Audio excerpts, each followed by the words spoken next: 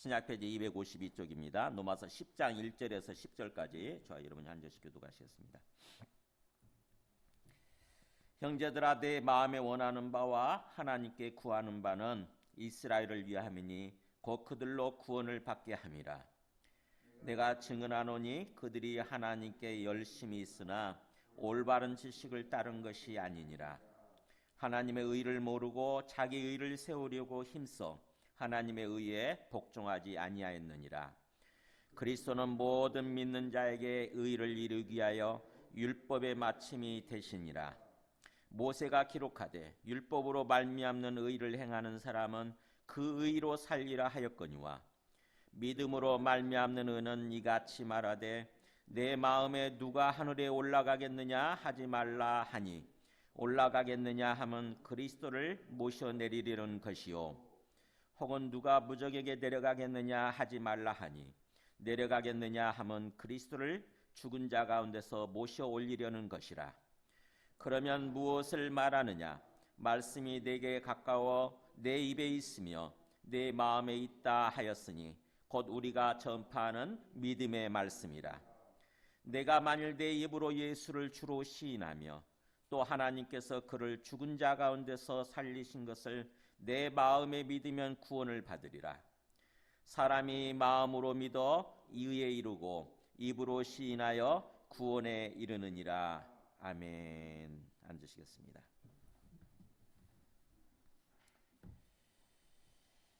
네, 지금 우리 이스라엘의 불신앙과 구원 문제를 지금 다루고 있는 9장에서 11장까지 그 말씀을 지금 들으면서 예배를 드리고 있습니다. 여러분이 이 부분이 굉장히 노마서에서 아주 어려운 부분이거든요. 고비죠, 고비. 어떻게 보면 노마서를 읽어나가는 데 있어서 우리가 참 어떻게 보면 올라가야 되는, 넘어서야 되는 어떤 고비예요. 어렵다 보니까 이 부분을 읽다가 포기하는 사람들이 많이 있죠. 근데 이 부분을 넘어서게 되면 우리의 믿음이 한 차원 높아지게 되는 거예요. 주님께서 바라시는 그 믿음의 단계로 들어가게 되는 거죠. 그래서 이스라엘 문제를 다루고 있지만 사실은 이 속에 담겨 있는 하나님에 대해서, 하나님이 어떻게 우리를 구원으로 인도해 가시는가, 하나님의 구원 섭리를 다루고 있다고 하는 것입니다. 하나님의 구원의 섭리, 이 구원의 섭리라는 게 다스릴 섭, 이치할 때 이자예요. 다스리시는 이치. 그러니까 하나님께서 구원을 어떻게 다스리시고 인도해 가시는가, 이 어떤 그 이치가, 그 진리가 이 말씀에 담겨 있다고 하는 거죠. 9장에서 11장까지. 대표적으로 오늘 9절 10절 보면 우리가 많이 애우는 말씀이잖아요. 그죠? 9절 10절. 신앙생활 보통 선교단체는 그래요. 선교단체는 신앙생활 보통 한 3개월, 6개월 정도 되게 되면 9절 10절은 무조건 애워요. 9절 10절은. 냅다 애워요. 그냥 뭐 그 이해를 하고 안 하고를 떠나서 무조건 애웁니다. 무조건. 나중에 보면은 우리가 애우는 말씀이 9장에서 11장까지 말씀이 많이 담겨 있어요. 그렇기 때문에 이 9장에서 11장이 굉장히 중요하다고 하는 것입니다. 그래서 읽으시면서 설교, 또 제가 주보에 요약해 드리잖아요. 그거를 이렇게 반복해서 보시면서 읽으시게 되면은 아마 주님의 그 말씀을 깨닫게 될 것입니다. 주님의 마음을, 주님의 뜻을 이해하게 되는 거죠. 자, 오늘 이 어떻게 되어 있냐면은 9장은 이스라엘 사람들이 구원받지 못한 이유에 대해서 얘기를 하죠. 이스라엘 사람들이 구원받지 못하고 있는 이유에 대해서 9장에서 이렇게 얘기를 하고, 어떻게 보면은 과거 시제적 관점에서 얘기를 하는 거고, 10장은 현재 시제적 관점에서 이스라엘을 향해서 하나님이 지금 어떻게 하고 계시는가, 이스라엘을 하나님이 어떻게 보면은 돌아오기를, 이스라엘이 돌아오기를 하나님이 두 팔 벌리고 기다리고 있다고 하는 거죠. 나중에 보면은 10장 마지막 그렇게 끝나잖아요. 10장 21절 보면은 이스라엘에 대하여 이르되 순종하지 않냐고 거슬러 말하는 백성에게 내가 종일 내 손을 벌렸노라 그러잖아요. 이 손이 팔이죠. 하나님이 팔을 벌리고 기다리고 계시는 거예요. 빨리 오라고 이렇게. 그러니까 현재 시제적 관점에서 하나님의 모습을 얘기하는 거죠. 하나님의 마음을.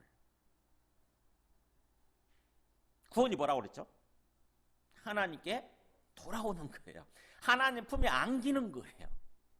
그래서 하나님이 통치하시고 하나님이 다스리시는 그런 삶을 살아가게 되는 거, 그게 구원이죠. 그러니까 하나님이 그렇게 이스라엘 사람들 향해서 구원받기를 기다리고 계신다고 하는 거죠. 그래서 10장은 현재 시제적 관점에서 얘기를 하고요. 그 다음에 11장은 그럼 뭐라겠어요? 9장이 과거, 10장이 현재, 11장 뭐겠어요? 네, 우리가 추측해 볼 수 있잖아요. 미래 시제적 관점에서 얘기하는 미래 시제적 관점. 어떻게 되죠? 이스라엘 사람들 미래가, 장차 미래가? 네. 나중에 보면은 10장 어디 나옵니까? 25절 11장 25절 26절에 나와요. 11장 25절 끝에 보면은 이 신비는 이방인의 충만한 수가 들어오기까지 이스라엘의 덜어는 우둔하게 된 것이라. 그 다음에 그리하여 온 이스라엘이 구원을 받으리라 그랬잖아요. 온 이스라엘, 모든 이스라엘이 구원을 받게 되리라. 앞으로 미래가 어떻게 됩니까? 네, 하나님이 선택하신 선민이었던, 먼저 선택하신 선민이었던 이스라엘이 완전히 구원받지 못하고 끝난 줄 알았더니 어떻게 됩니까? 끝날 줄 알았더니 네, 어떤 일이 일어나는 거예요. 그들이 구원받게 되는 역사가 일어나는 거죠. 그래서 장차 미래. 그래서 이런 식으로, 그러니까 사도 바울이 얼마나 논리적인지, 얼마나 체계적으로 하나님의 구원의 섭리를 이렇게 우리한테 말씀해주고 다루고 있는지를 알 수 있게 되는 거죠. 9장은 과거, 그 다음에 10장은 현재, 11장은 미래, 이렇게 관점에서 전개시켜 나가고 있다고 하는 것입니다. 자, 오늘 앞에서 9장에서 이스라엘 사람들이 왜 구원받지 못하고 있다는 걸로 끝났죠. 여러 가지 내용이 있었지만 30절에서 33절까지 보면 9장 30절에서 33절까지 네, 이방인들은 그냥 얼떨결에 믿게 됨으로써, 그리스도를 믿게 됨으로써 의에 이르렀지만, 구원을 받았지만 오히려 의의 법을 따라가는 이스라엘은 그렇게 되면 의롭게 되는 줄 알고 구원받게 되는 줄 알고 율법을 따랐잖아요. 의롭게 되는 게 구원이거든요. 이 땅에서 의롭게 되는 게 구원입니다.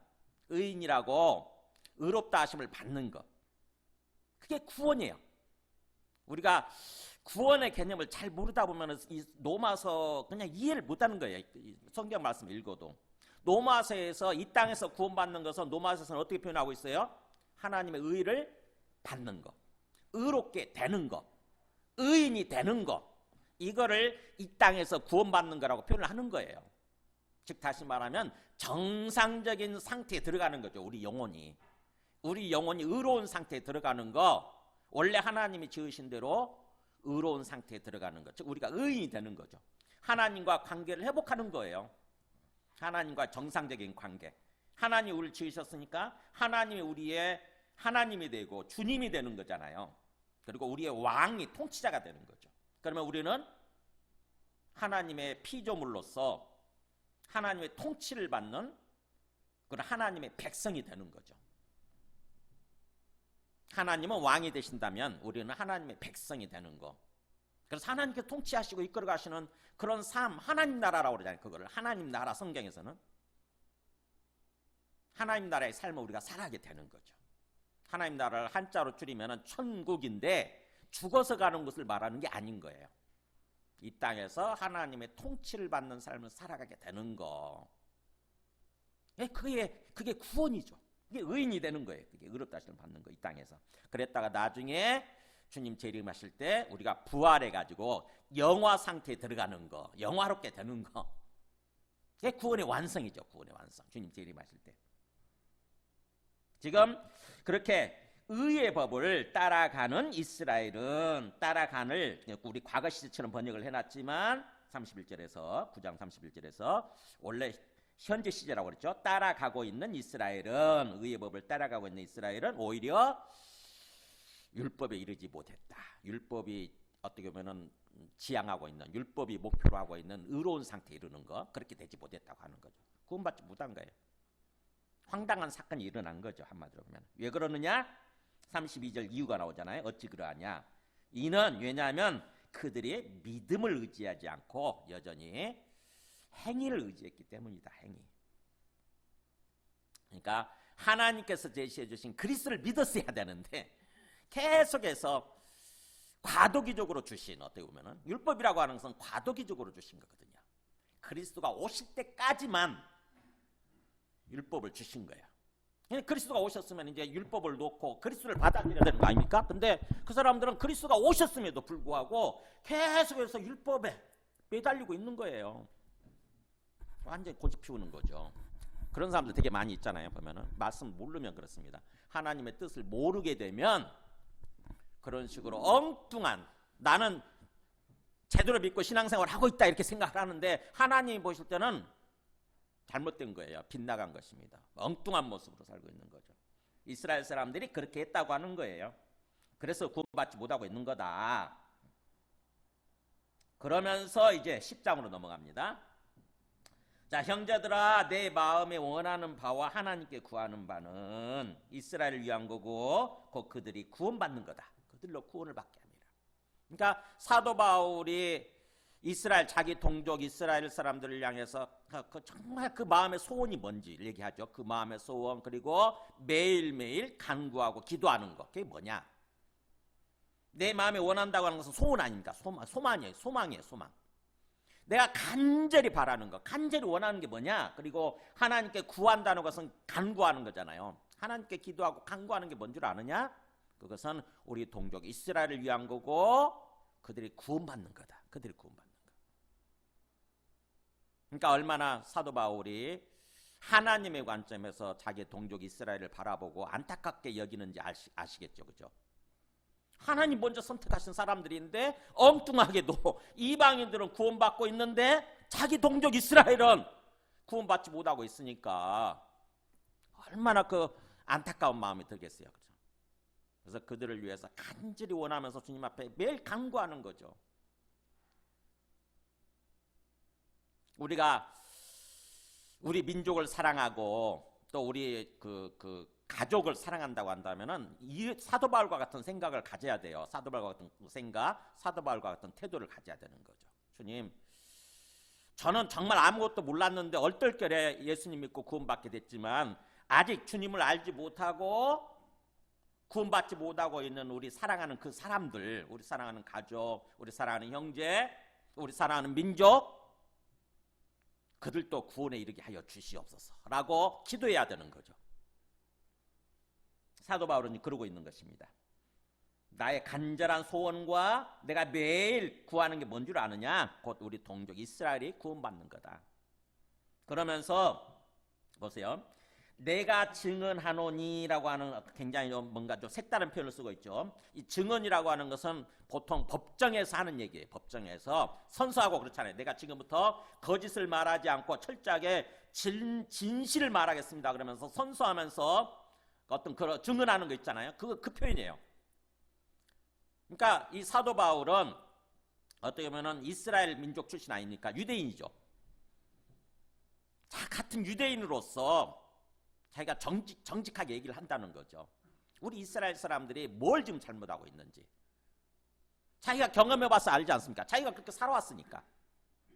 그래서 하나님 앞에서 어떻게 보면 하나님의 법정에서 사람들이, 수많은 사람들이 지켜보는 가운데서 지금 증언하는 거예요. 손을 들고 내가 증언하노니 그들은 누구겠어요? 이스라엘 사람들이 하나님께 열심히 있으나 올바른 지식을 따른 것이 아닙니다. 뭐예요?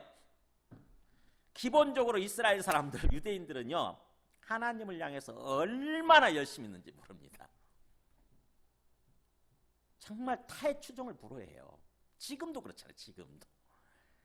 지금도 유대인들 살아가는 거 보세요. 일반 사람들하고는 완전히 달라요. 일반 세상 사람들하고는요 완전히 다릅니다. 지금도 유대인들은 삶의 방식, 살아가는 방식이 완전히 달라요. 그들은 하나님이라고 하는 존재를 믿는다고 하면서 하나님이 주신 율법 있잖아요. 율법, 철저하게 율법을 행하기 위해서, 율법을 지키기 위해서 그렇게 살아가요.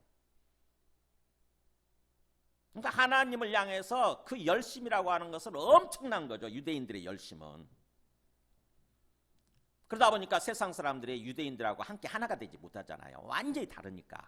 삶의 문화가 완전히 다르다 보니까 완전히 같이 어우러지지 못합니다. 그래서 유대인들만의 사는 어떤 그 지역을 게토라고 그러잖아요. 게토. 유대인들의 게토. 그런 삶을 살다 보니까 사실은 그 히틀러 때 히틀러가 그렇게 유대인들을 어떻게 보면은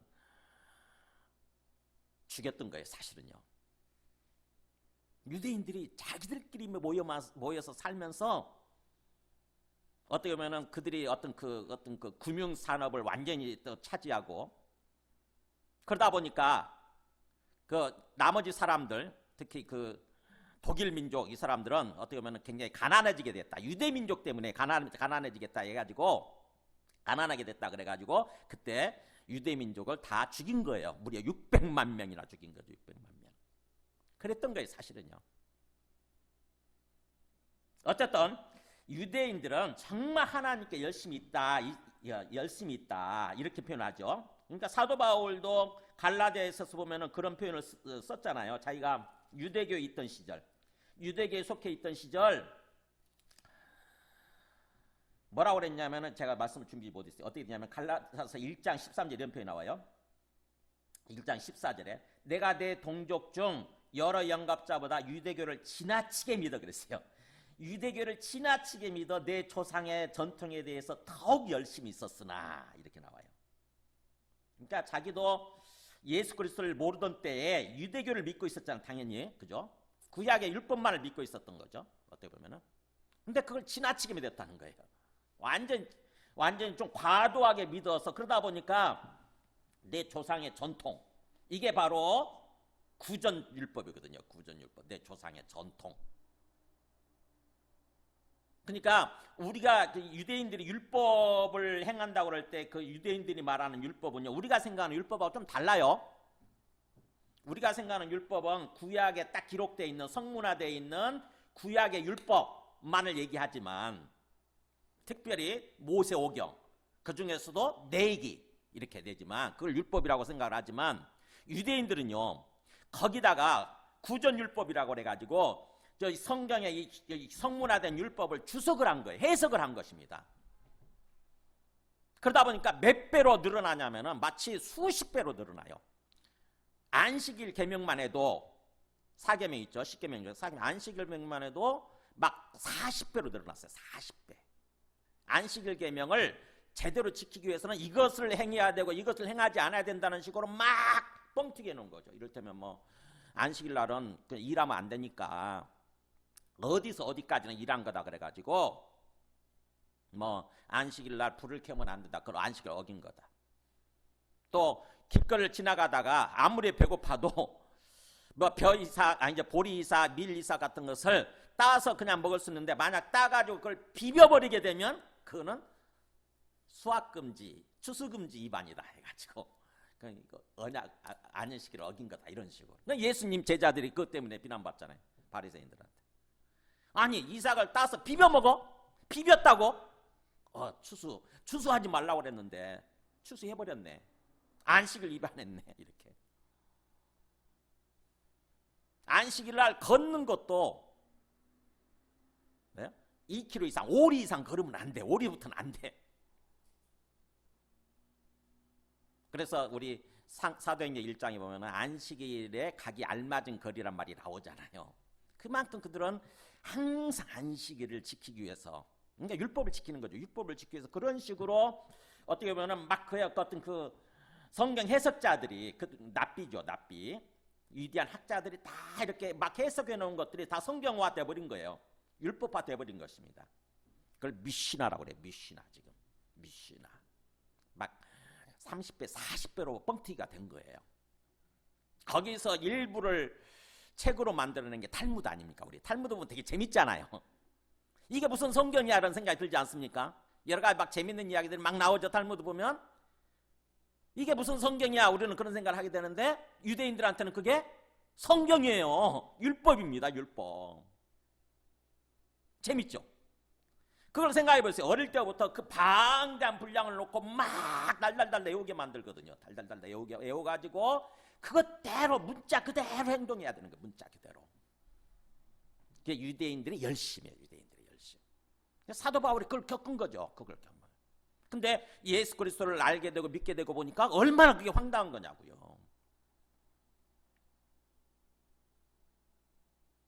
지금 그 얘기를 하는 거예요. 내가 증언하노니 그 유대인들이 하나님께 정말 열심히 있지만 뭐예요? 문제는 올바른 지식을 따른 것이 아니니라. 네. 올바른 지식. 사도 바울이 일부러 이 에피그노시스라고 하는 단어를 쓰고 있더라고요. 에피그노시스. 그러니까 지식은 그냥 지식은 그노시스예요. 그노시스.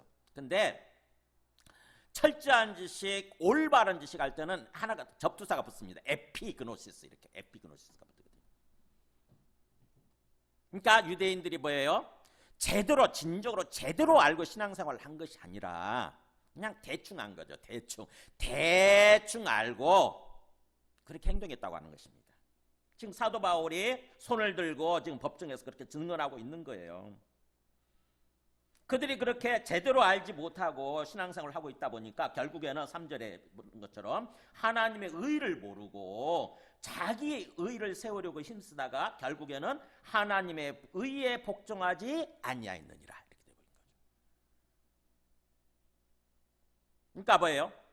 성경 말씀을 알아도 제대로 알아야 되는데 제대로 모르고 대충 신앙생활, 어떻게 보면 맹목적 열심이죠. 맹목적 열심, 모르는 상태에서 맹목적으로 열심을 내다 보니까 진짜 하나님이 원하시는 하나님의 의를 모르는 거예요. 이 사람들이. 여러분 우리가 얼마나 그런 게 있습니까? 그잖아요. 우리도 신앙생활을 한다고 그러면서 우리는 뭐 익숙해지다 보면은 그잖아요. 특히 모태신앙들은 그거 조심해야 돼요. 하도 그게 익숙해 있다 보니까 그냥 내가 알고 있는 것이 그게 제대로 아는 거고 전부 아는 거라고 전부라고 그렇게 생각하는 사람들이 많아요. 그렇게 되면은 그냥 교회를 다닐 뿐이지 습관적으로 다녀요. 교회는 못 버리니까.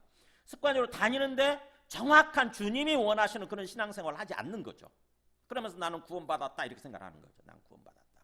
유대인들이 그랬다고 하는 것입니다. 하나님의 의를 모르고 결국에는 자기 의를 세우려고 힘쓰는 그런 삶을 산 거죠. 자기 의를. 하나님의 의가 뭐냐? 하나님의 뜻이라고 생각하면 되고요. 하나님의 올바른 뜻이죠. 하나님의 올바른 뜻. 하나님께서 의롭다라고 여기시는 것. 하나님께서 올바르다고 여기시는 것. 그것을 모르게 되고 결국 그거에 복종하지 않는 삶을 살았다고 하는 거죠. 복종하지 않게 되어버린 거예요. 그러면 하나님의 의는 뭐냐? 결국에는 4절대로 그리스도죠. 그리스도. 하나님은 뭘 지향하고 계셨냐면은 율법을 통해서 궁극적으로 무엇으로 인도하려고 하셨는 거냐면은 그리스도죠. 그리스도. 그래서 그리스도는 모든 믿는 자에게 의를 이루기 위하여 율법의 마침이 되시느니라. 네. 그리스도는 가운데를 빼면 뭐예요? 그리스도는 율법의 마침이라고 하는 거죠. 그래서 율법의 마침. 마침이 뭐냐면 완성이에요. 완성. 율법의 끝, 율법의 완성이니라. 그게 하나님의 의예요. 그리스도를 받아들이게 되면 모든 믿는 자에게, 그 사람이 누구가 됐든지 간에 믿기만 하면 믿는 모든 사람한테는 하나님의 의를 이루게 된다고 하는 거죠. 하나님의 의가 주어지는, 즉 의인이 된다고 하는 것입니다. 즉 다시 말하면 이 땅에서 구원받게 된다고 하는 거예요. 하나님과 관계 회복되는 거죠. 하나님이 통치하시는 그런 삶을 살아게 되는 거죠. 그래서 우리가 이 10장 1절에서 4절까지는 우리가 이스라엘 사람들 얘기가 남의 얘기가 아니라고 하는 거, 이스라엘 사람들의 그 어떻게 보면 무지몽매한 맹목적인 어떤 그 종교 활동이죠. 그것으로부터 우리가 찬찬히 살펴봄으로써 교훈을 얻어야 돼요. 사도 바울의 간증이고 증언 아닙니까? 우리가 이게 남의 얘기로 돌리면 안 돼요. 이스라엘 사람들의, 우리가 자칫하게 되면은 우리들도 똑같이 이스라엘 사람들처럼 그렇게 신앙생활 하기 쉬운 거죠. 물론 열심을 내야 돼요. 기본적으로 성경에 보면 요한계시록 3장 15절 19절 보면 하나님이 라오디게아, 교회가 현대화될수록, 우리 신앙이 현대화될수록 우리가 빠지기 쉬운 게 이런 신앙이라고 얘기를 하죠. 보면은 내가 너의 행위를 아노니 너가 차지도 아니하고 뜨겁지도 아니하도다. 너가 차든지 뜨겁든지 하기를 원하노라. 너가 이같이 미지근하여 그잖아요. 미지근하여 뜨겁지도 아니하고 차지도 아니하니 내 입에서 너를 토하여 버리리라. 자칫하게 되면 우리 신앙이 자꾸 현대화될수록 세속화되기 쉬워요.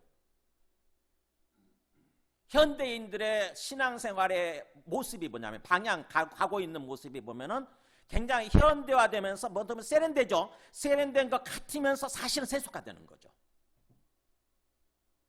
그럴듯하게 아주 폼나게 신앙생활을 하는데 사실은 하나님의 관점에서 볼 때는 세속화되는 거예요. 부패하고 타락하는 것입니다. 우리 영혼이 부패하고 타락해요. 어떻게 보면은 직장 생활하면서 식사하러 가서 점심 식사하러 가서 다 기도하면 다른 사람들 그냥 먹잖아요. 그냥 막 먹는데 내가 기도하게 되면 사람들이 에이 또 뭐 그런 식으로 하냐 그러면서 또 얘기를 하잖아요. 그래서 사람들한테 그 안 들키기 위해서 그럴듯하게 기도 안 하고 먹어요. 그냥 적당히. 그냥 세련되죠. 굉장히 우리 신앙생활이 굉장히 세련되지죠. 근데 뭐예요? 하나님 앞에서는 영혼이 타락하고 부패한 거예요. 그게. 그래서 지금 어떻게 보면은 지금 라오디게아 사람들이 그런 모습인 거예요. 미적지근한 거죠. 뜨겁지도 않고 차지도 않고.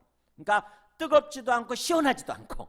우리 물이라고 하는 게 뜨겁거나 뜨거우면 우리가 온천 요구할 수 있고 또 시원하면 마실 수 있는데 그렇지도 않고 미적지근한 거예요. 그러다 보니까 주님이 뭐라고 그러냐면은 내 입에서 너를 토하여 버리리라. 주님이 싫은 거예요. 그래서 토하여 버리리라. 버림당할 수 있는 거예요. 주님으로부터 자칫하게 되면 우리가. 그래서 주님이 뭐라고 얘기하냐면 19절 읽어볼까요? 무릇 내가 사랑하는 자를 책망하여 징계하노니 그러므로 너가 열심을 내라 회개하라. 네. 여기서 열심을 내라고 얘기하잖아요.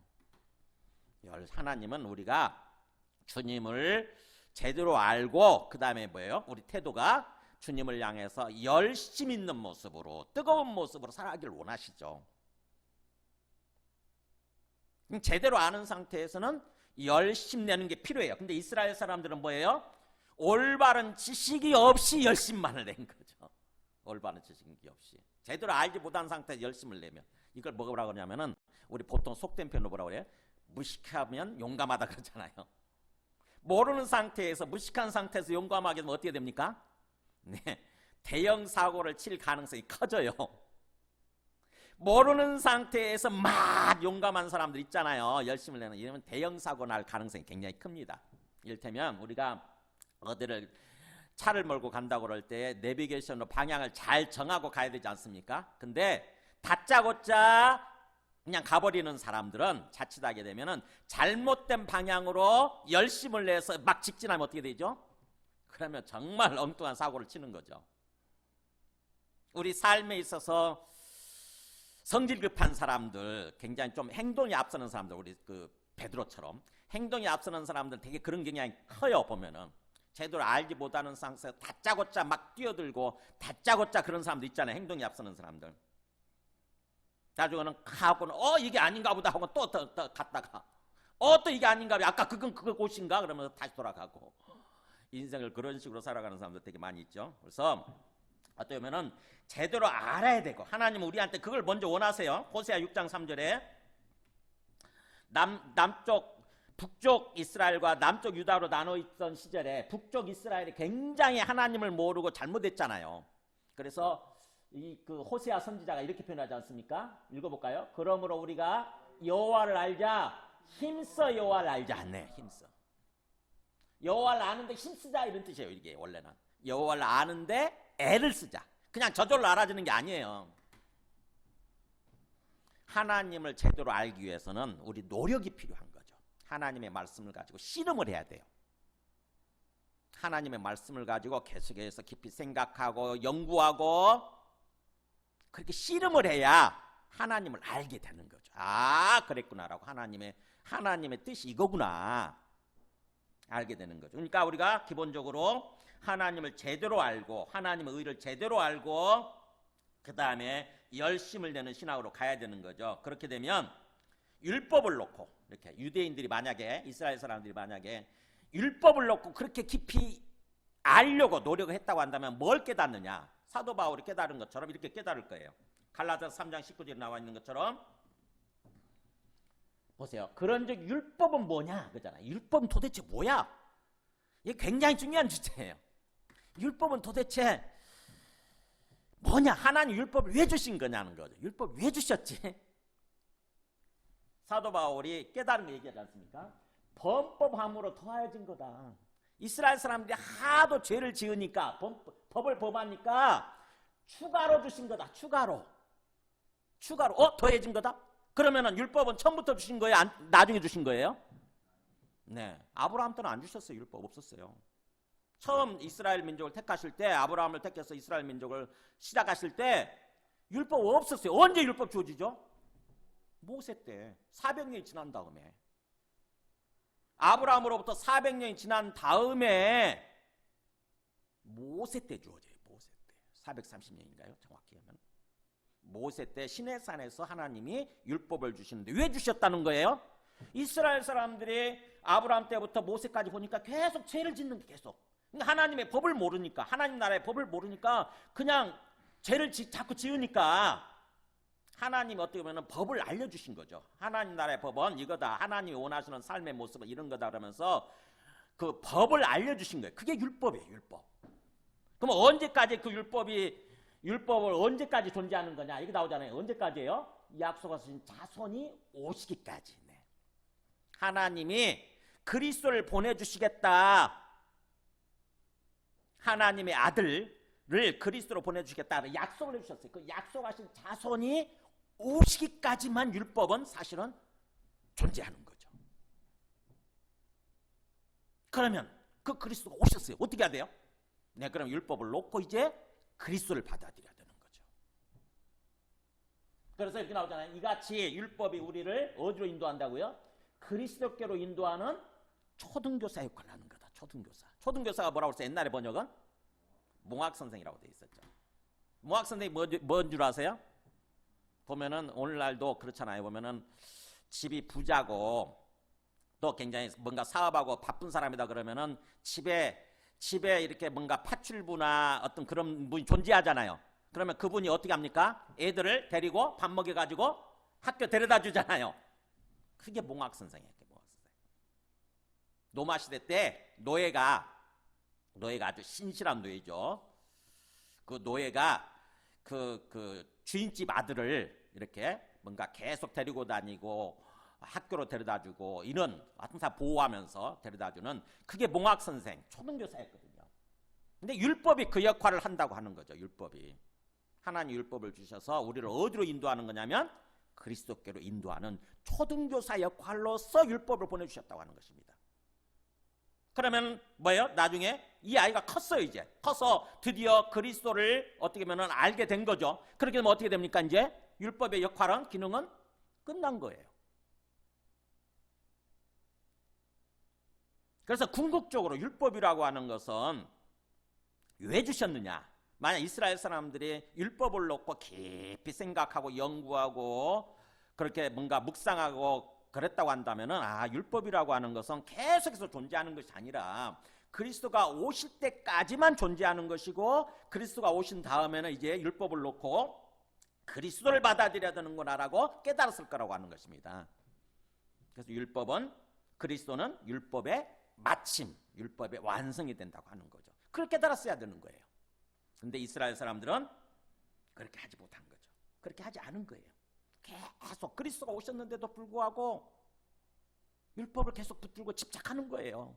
그것도 우리 구약의 율법이 아니라 그 학자들이 만들어 놓은 막 30회, 40회로 뻥튀기 해놓은 그 미시나 율법, 조상들의 구전, 조상들의 전통, 그거를 또 문자대로 달달달달 외워가지고 그 문자대로 행하려고 하는 율법주의에 빠져 있는 거죠. 율법주의에.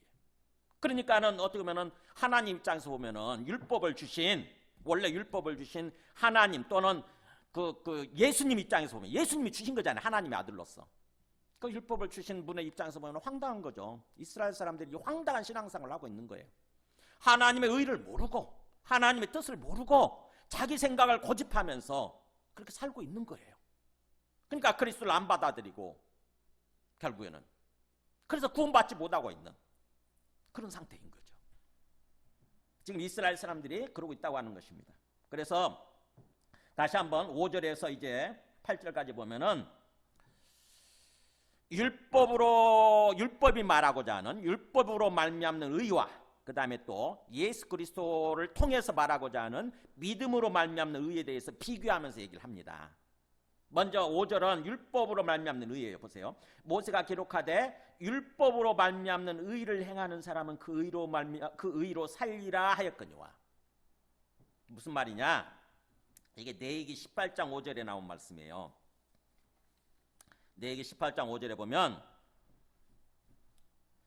레위기가 율법이라고 했잖아요. 레위기 때 율법의 가장 핵심들을 다 모아놓은 거죠. 레위기야말로. 근데 그 레위기를 통해서 모세가 뭐라고 얘기하냐면은 이스라엘 사람들한테 얘기하는 거죠. 너희는 이제 앞으로 가나안 땅에 들어가게 되면 너희가 거주하던 그 애굽 땅의 풍속을 따르지 말고 내가 너희를 인도할 가나안 땅의 풍속과 규례도 행하지 말고 너희는 내 법도를 따르며 내 규례를 지켜 그대로 행하라 이렇게 얘기를 해줘. 그러니까 너희가 빠져나온 애굽 땅 풍속 절대 행하면 안 돼.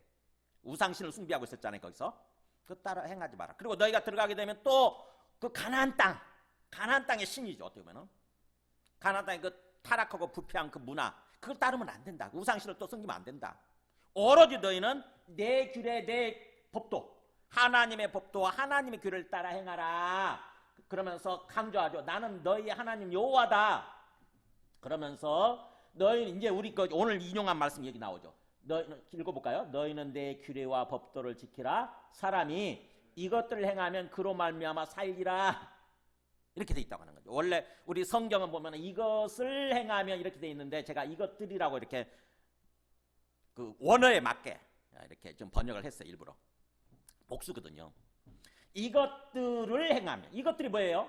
하나님의 규례와 하나님의 법도들인 거죠.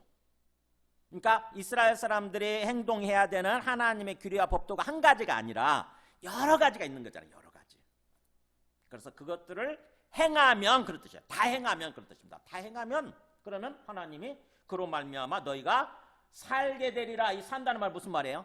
육체적으로 산다는 뜻이 아니라 영원히 사는 거죠. 영원히. 소위 의를 얻는 거예요. 의를 얻는 거. 하나님의 생명을 누리게 되는 거. 구원받는 거예요. 한마디로 하면 구원받는 거. 그러니까 하나님의 규례와 법도들을 그대로 다 행하면 너희가 의를 얻게 되고 너희 영혼이 살게 될 거다. 즉 하나님과의 관계에 있어서 정상적인 삶을 살게 될 거다. 구원받게 될 거다. 이런 뜻이에요.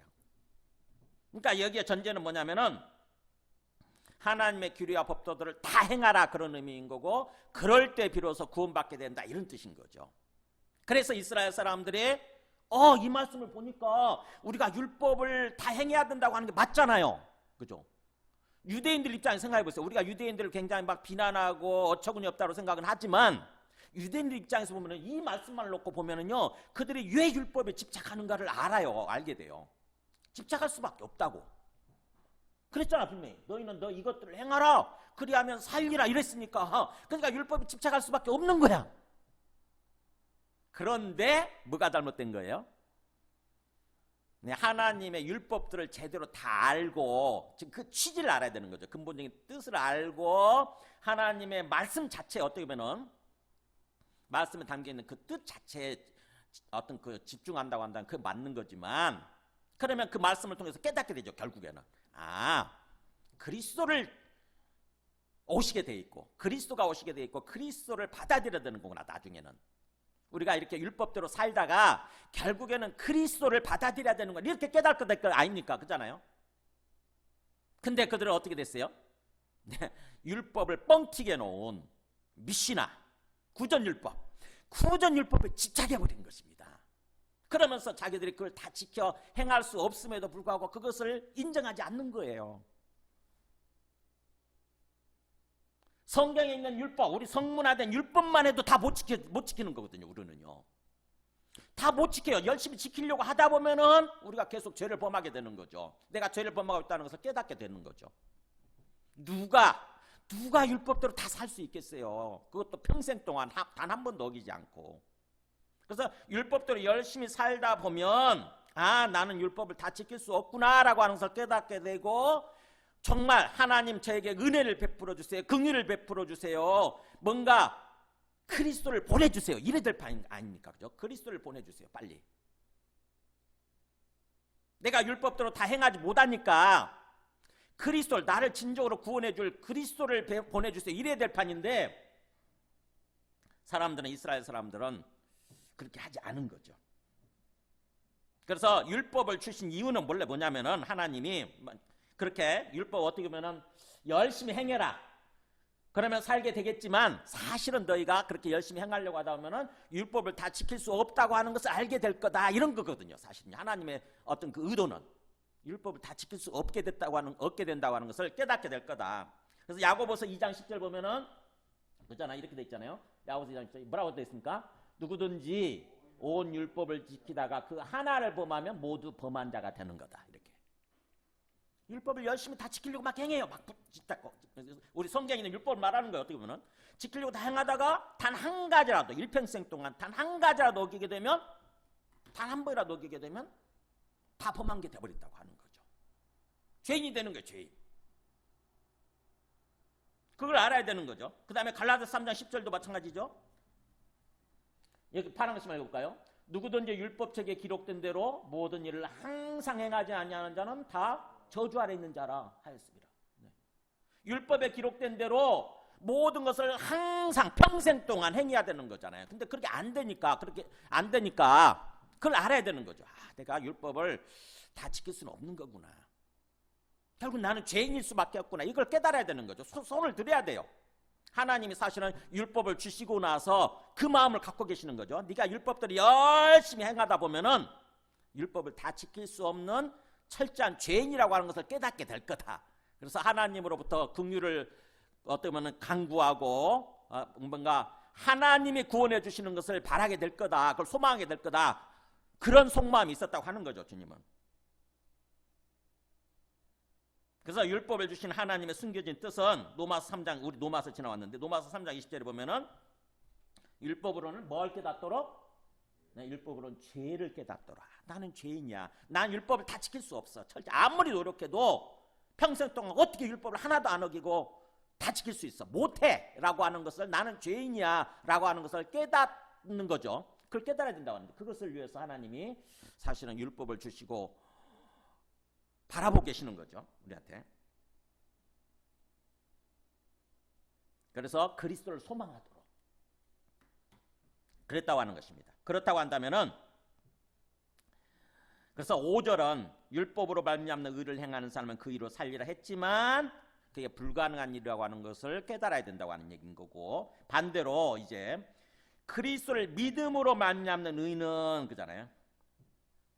그리스도를 믿음의, 그 믿음이 내용이 그리스도인 거죠. 그리스도를 믿음으로 말미암는 의는 이같이 말하되 네 마음에 누가 하늘에 올라가겠느냐 하지 마라. 그렇게 말하는 것은, 올라가겠느냐 하면 그리스도를 모셔 내리려는 것이다, 하늘에서. 그 다음에 또 7절에 혹은 누가 무정에게 내려가겠느냐 하지 마라. 그렇게 말하는 것은, 내려가겠느냐 하면 그리스도를 죽은 자 가운데서 모셔 올리려는 것이다. 무슨 말이 이게? 저는 성경 읽을 때 이 부분이 너무 어렵더라고요. 이게 무슨 말인가, 6절 7절이. 네, 이것도 말씀을 인용하는 거예요. 신명기 30장 말씀을 인용하는 것입니다. 사실은 신명기 30장 11절 14절에 보면 신명기에서 모세죠. 모세가 율법을 얘기를 하면서 율법을 뭔가 열심히 행하라고 하는 격려 차원에서 이런 얘기를 했어요. 내가 오늘 너에게 명령한 이 명령은 어떻게 보면 율법이죠. 율법이란 명령은 너에게 어려운 것도 아니고 먼 것도 아니다. 그러면서 하늘에 있는 게 아니다. 그러니까 너가 이르기를 누가 우리를 위하여 하늘에 올라가 그의 명령을 우리에게로 가지고 와서 우리에게 들려 행하게 하랴 할 것이 아니다. 내가 준 이 말씀은 하늘에 있는 게 아니다. 그러니까 그런 식으로 말하지 말라는 거지. 누가 하늘에 올라가서 우리에게로 그 명령을 가지고 와서 우리에게 들려줘서 행하게 하랴, 이런 식으로 말하지 말라는 거죠. 자꾸 피하기 위해서, 말씀대로 살지 않기 위해서 자꾸 뭔가 핑계대는 거죠, 어떻게 보면은. 그리고 또 이것이 바다 밖에 있는 것이 아니니, 어때, 바다 밖이면은 그냥 그야말로 세상 끝이, 어떻게 보면은 우리가 갈 수 없는 세상 끝에 있는 게 아니니 너가 이르기를 누가 우리를 위하여 바다를 건너가서 그 다음에 그의 명령을 우리에게로 가지고 와서 우리에게 들려 행하게 하랴, 이런 식으로 말할 것도 아니다. 그러니까 뭐예요? 사실은 하나님의 율법 말씀을 놓고 모세가 격려 차원에서 열심히 너가 행하려고 하면 행할 수 있다, 그런 어떤 생각을 가져라, 이렇게 얘기를 했는데, 그러면서 이렇게 마지막 그런 거잖아요. 오직 그 말씀이 너에게 매우 가까이 있고 가까워서 너의 입에 있으며 너의 마음에 있은즉 너가 이를 행할 수 있느니라. 그러니까 사실은 뭐예요? 이 말씀, 내가 준 말씀은, 이 명령은 네 입에 있고 네 마음에 있다. 그러니까 네 마음 먹기에 따라 달려 있는 거고, 너가 입으로 어떻게 말하느냐에 따라 달려 있다는 거죠.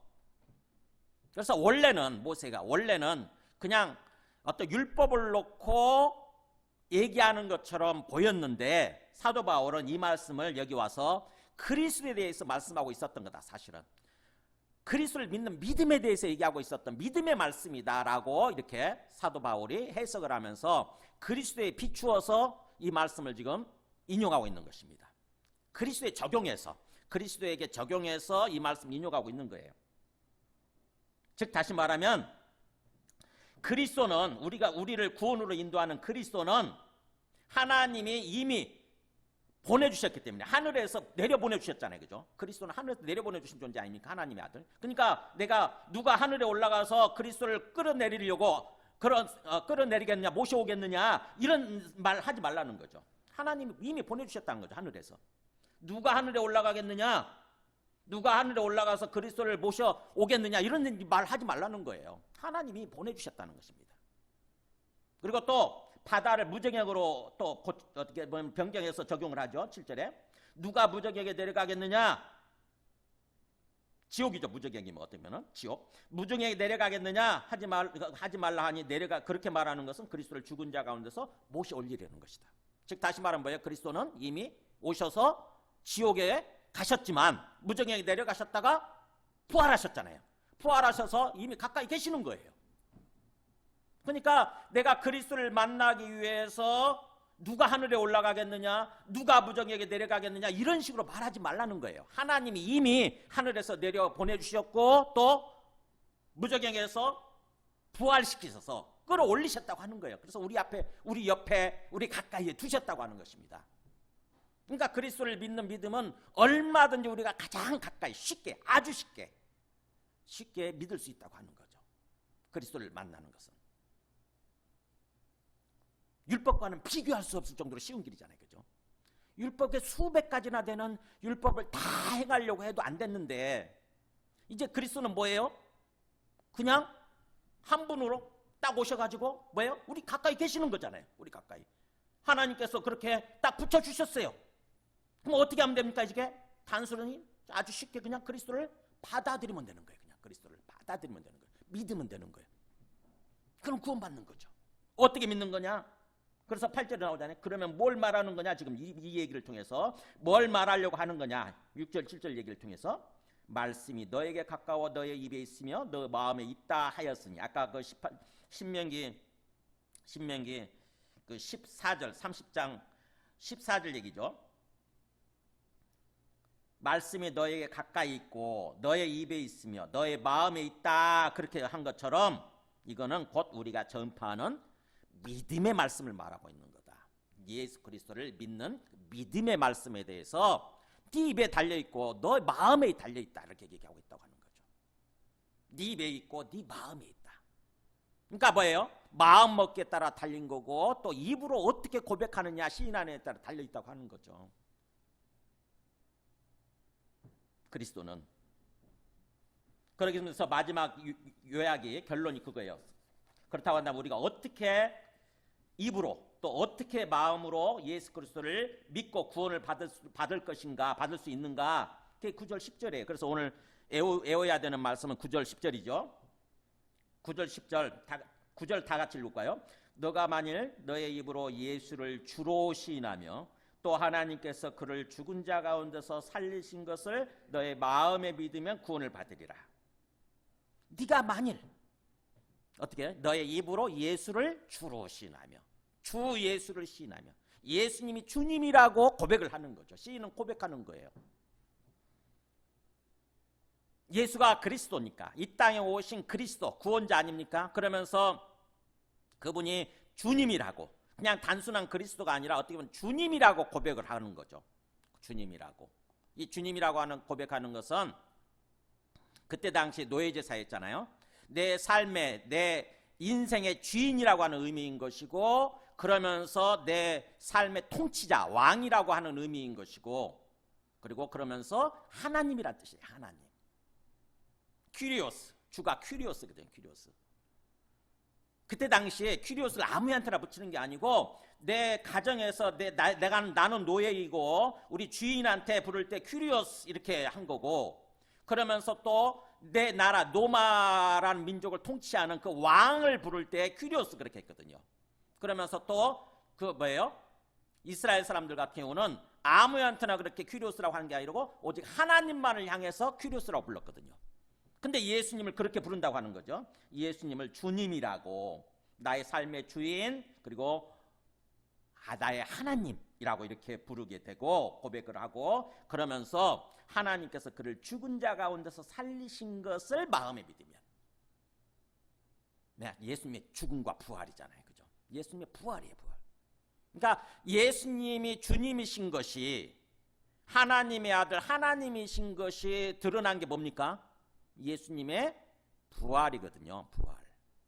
우리 어디 나와 있냐면 로마서 1장 4절에 나와 있었죠. 로마서 1장 3절 보면 보여주세요. 보면 이렇게 나오잖아요. 하나님의 아들에 대해서 얘기하면서 육신으로는 다윗의 혈통에서 나셨고 성결의 영으로는 파랑실 볼까요? 죽은 자들 가운데서 부활하사 능력으로 하나님의 아들로 선포되셨으니 곧 우리 주 예수 그리스도시니라. 네. 죽은 자들 가운데서 부활하사 하나님의 아들이라고 선포됐다. 사도들이, 예수님을 따라다니던 그 제자들 사도들이 깨닫게 된 게, 예수님을 나의 훌륭한 랍비라고만 생각을 했다가, 말씀을 가르쳐주는 나의 훌륭한 스승이라고만 생각했다가 나중에 뭐예요? 이분이 그냥 인간 예수, 나의 훌륭한 스승 정도가 아니고 이분이 하나님의 아들 하나님이셨구나, 나의 주님이셨구나라고 고백을 하게 된 게 뭘 보고 그런 거예요? 부활하신 주님을 만났을 때예요. 죽음이라고 하는 거 아무도 극복하지 못한 거죠. 모든 인간, 이 땅에서 아무리 훌륭하게 살다 간 사람들이 할지라도, 공자나 맹자나 부처나 석가모니나 마호메트나 아무리 훌륭한 사람이라도 극복하지 못했던 문제, 죽음이라고 하는 거, 그거를 죽음이라고 하는 것을 이기고 다시 부활하셔서 영원토록 살아계시는 그 예수님을 만났을 때 비로소 이분은 하나님의 아들 하나님이시구나, 나의 주님이시다라고 고백을 한 거죠. 그래서 이렇게 입으로 예수님을 주님이라고 고백을 하는 것은 사실은 하나님께서 그를 죽은 자 가운데서 살리심으로써 그것을 근거로 해서 그렇게 믿게 되는 거죠. 그래서 그렇게 하나님께서 그를 죽은 자 가운데서 살리신 것, 즉 예수님의 부활을, 그것을 통해서 예수님이 하나님의 아들 주님 되신다고 하는 것을 마음에 믿고 입으로 고백하는 거예요. 예수님은 나의 주님이십니다. 그러면 구원을 받으리라. 그러면서 10절이 되어 있는 거예요. 10절 같이 읽습니다. 시작. 사람이 마음으로 믿어 의에 이르고 입으로 시인하여 구원에 이르느니라. 네. 사람이 그렇게 마음으로 자꾸 믿어서 믿는 순간 어떻게 됩니까? 마음으로 믿게 되면 의에 이른다. 의롭게 되는 거죠. 의롭게 되는 거. 이 땅에서 구원받는 거죠. 의인이 되는 거예요. 하나님과의 관계가 정상적으로 회복되어져서 하나님이 통치하시는 삶을 살아가게 되는 거죠. 의인이 되는 거고, 그럼 그것을 입으로 시인하면 자꾸 뭐라고 시인하는 거예요? 주님이라고, 주님이라고. 마음으로 믿는 건 뭐예요? 예수님의 부활. 그래서 우리 기독교 신앙의 출발점이자 핵심은요, 예수님의 부활이에요. 예수님의 부활이 없었으면 우리 기독교는 없어요. 예수님의 부활하심으로 말미암아 기독교가 출발이 된, 시작이 된 거죠. 예수님의 부활이 있음으로 말미암아서 십자가에서 죽으신 예수님이 주님이시라고 하는 거, 하나님의 아들이시라고 하는 것을 알게 되는 거예요. 그래서 부활이 중요합니다. 만약 부활이 약해지면요, 우리 속에 부활 신앙이 약해지면은 예수님을 믿는다고 하면서도, 예수님을 향해서 주님 주님 부르면서도 실제로는 주가 되지 않는 신앙생활을 하기 쉬워요. 부활이 약해지면, 부활이. 그래서 부활에 대해서 깊이 생각하고 묵상함으로써 부활이, 내 부활이 돼야 돼요. 내 마음속에서. 그야말로 진정한 부활이 돼야 돼요. 그래서 사람이 마음으로 믿어서 뭘 믿어서? 예수님의 부활을 믿어서 마음으로 믿어서 의롭게 되고, 예수님의 죽으심을 전제로 하죠. 부활을 얘기할 때는 예수님의 죽으심과 부활을 믿어서 의에 이르고, 입으로 시인함으로써 뭘 시인해서? 예수님을 주님이라고 시인함으로써 구원에 이르게 되느니라. 이때 구원은 장차 완전한 구원을 말하는 거예요. 예수님이 재림하실 때 우리가 부활하게 되고 완전한 구원에 들어가게 되는 거, 영화에 들어가는 거죠. 영화. 그러니까 뭐예요? 이 땅에서 먼저 의롭게 되어지고 그 다음에 장차 완전한 구원에 이르게 되는 거죠. 우리가 그런 신앙생활을 해야 되는 거죠. 마음으로 믿어서 의에 이르고 입으로 신하여 구원에 이르는 신앙. 근데 제가 이번에 말씀을 준비하면서 새롭게 깨달았던 게 뭐냐면은 깜짝 놀랐어요. 9절에서는 너가 만일 너의 입으로 예수를 주라 시인하며 또 하나님께서 그를 죽은 자 가운데 살리신 것을 네 마음에 믿으면, 누가 믿으면? 누가 시인하고 누가 믿으면?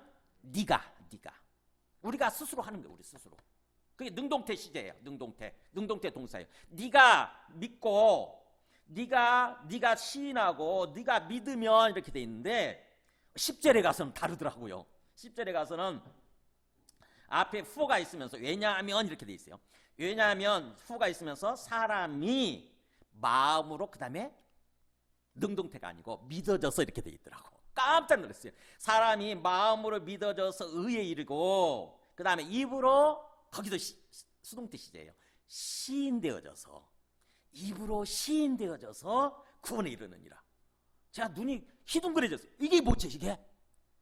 그냥 한글 성경만 보고는 몰랐었는데 와, 헬라어 원어 성경 보니까는 그렇게 돼 있는 거예요. 사람이 마음으로 믿어져서 의에 이르고 입으로 시인되어져서 구원에 이르느니라. 현재 시제, 현재 수동태로 돼 있더라고요. 현재 수동태. 뭐죠 이게?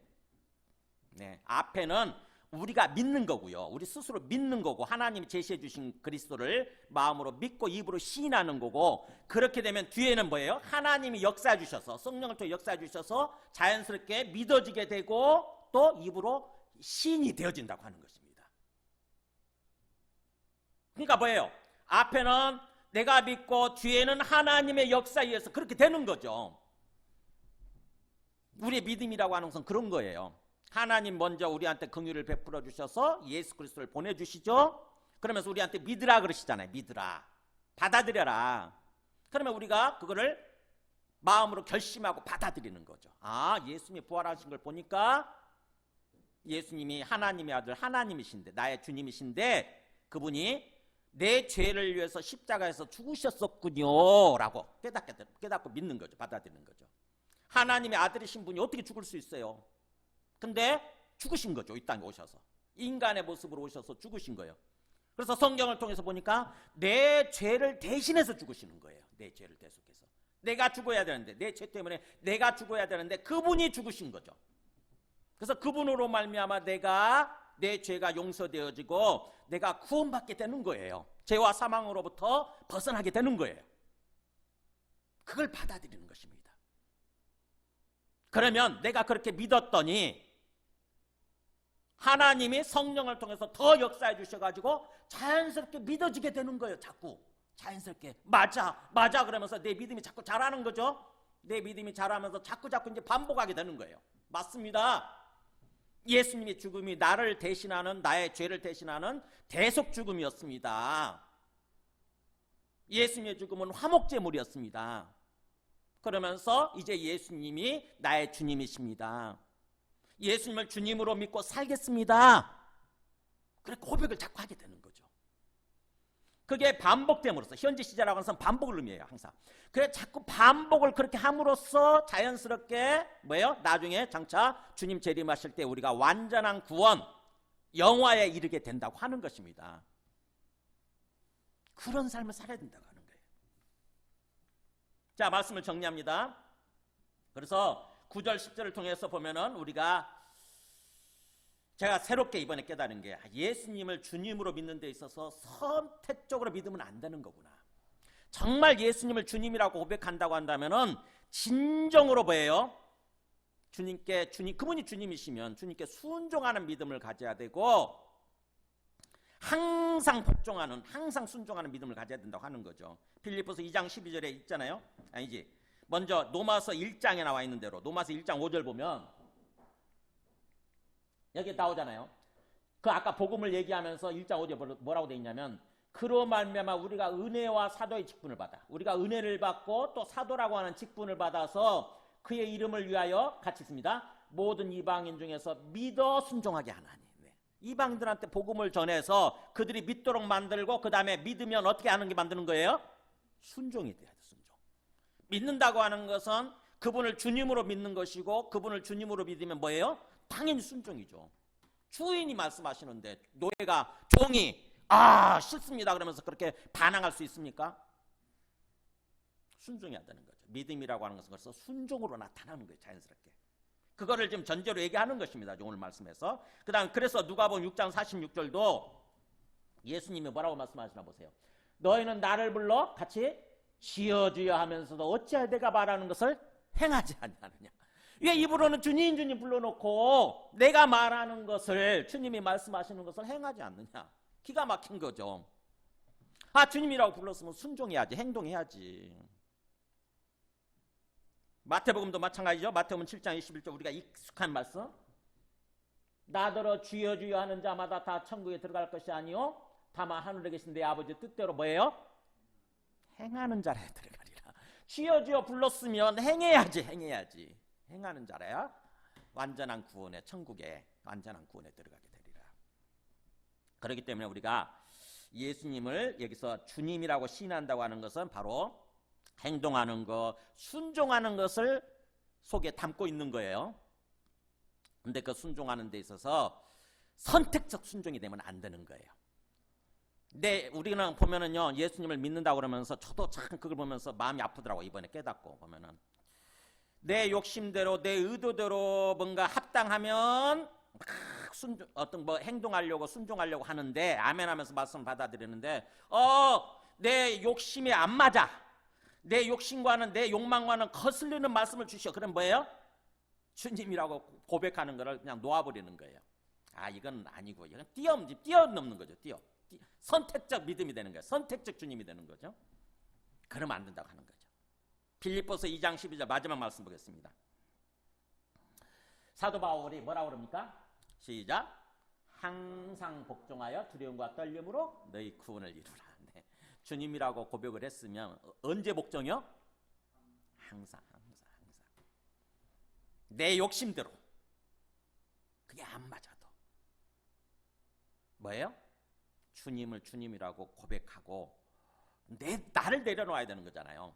주님이 나에게 순종해 주세요. 그게 아니라 내 욕심을 내려놓고 내 고집을 내려놓고 맞습니다. 주님 싫지만 정말 하기 힘들지만 순종하기 싫고 순종하기 힘들지만 하겠습니다라고 결단을 해야 되는 거죠. 내려놓아야 되는 거예요. 그래야 우리가 하나님이 통치하시는 그런 삶을 새롭게 살아가게 되고 하나님이 인도하시면서 우리 삶이 형통하고 어떻게 보면 또 우리 몸도 건강하고 우리의 삶이, 우리 가정이, 우리 자녀들이 어떤 그런 복된 모습으로 세워지게 되는 거죠. 행복한 모습으로 세워지게 되는 거죠. 우리가 저도 믿음이 어릴 때는 보면은 선택적으로 믿었구나 이런 생각을 하게 돼요. 선택적으로 그냥 내 마음에 들면 아멘 하면서 받아들이지만 내 마음에 안 들어 그럼 뭐예요? 침묵하는 거죠. 그러려니 침묵해요. 아닙니다라고 이렇게 공개적으로 얘기는 안 해도 조용하죠. 그냥 가만히 있어. 가만히.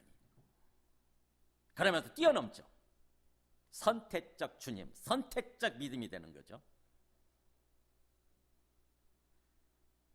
그렇게 되면은 하나님이 온전히 통치를 못 하시는 거예요. 내 욕망대로, 내 기분대로 살지 말고 주님이 말씀하시면 항상 복종하려고 하는 그런 자세가 필요한 거죠. 그래서 9절에서 너가 만일 너의 입으로 예수를 주님으로 시인하며 고백하며 할 때 그 주님이 바로 그거예요. 항상 주님이 돼야 되는 거. 주님 앞에서 내 생각 내려놓고 두려움과 떨림으로 나아가야 된다고 하는 것입니다. 항상. 그게 살아있는 우리 영혼의 건강한 상태예요. 이 땅에서 주님 오실 때까지 그런 삶을 계속해서 살아야 된다고 하는 것입니다. 이스라엘은 지금 이스라엘 사람들한테 사도 바울이 어떻게 보면 촉구하는 거 아닙니까? 네 생각 내려놓아. 자꾸 율법에 의지하고 율법을 집착하고 하는 것 일단 내려놓고 이제는 하나님 보내주신 그리스도를 받아들여라. 그리스도를 뭘로 받아들여라? 주님으로 받아들이고, 그래서 특별히 예수님의 그 죽음과 부활, 그걸 마음속으로 받아들여라. 마음으로 믿으면 하나님이 너 의롭다라고 얘기해 주신다.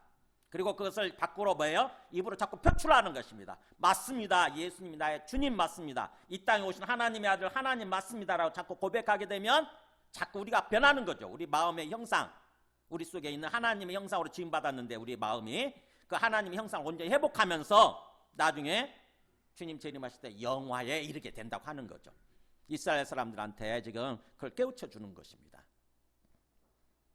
우리 또 다시 한번 우리의 믿음을 점검하시기 바랍니다. 이 말씀을 통해서 정말 내가 예수님을 향해서 주여 주여 이렇게 부르는데 진짜 항상 그 주님의 말씀에 복종하려고 하는 그런 삶을 살고 있는가, 아니면 선택적으로 이것은 아니고요, 이것은 그냥 가만히 계시고요 그러면서 이렇게 선택적으로 믿으려고 하는가 하는 거죠. 주님께서 오늘 말씀을 통해서 여러분 마음속에, 우리의 마음속에 감동시켜 주셔서 자연스럽게 깨닫게 되고 자연스럽게 순종하려고 하는 그런 결심을 하게 해주시기를 또 축복하면서 기도드립니다.